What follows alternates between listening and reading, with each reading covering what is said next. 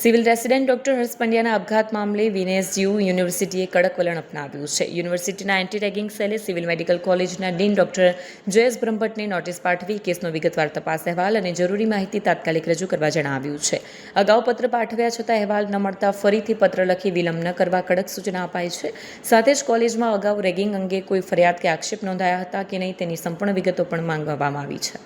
આવું ન જ ચલાવી લેવાય, કારણ કે આ દુર્ભાગ્ય ઘટના એટલે કે ભારત રાષ્ટ્રનો હોનહાર તબીબ જ્યારે ગુમાવ્યો છે ત્યારે યુનિવર્સિટી પરિવારને ચોક્કસ એનું દુઃખ છે.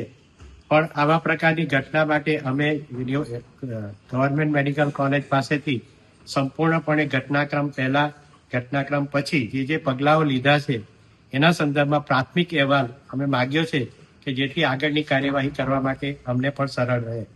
શું નોટિસ આપવાનું કારણ સાહેબ?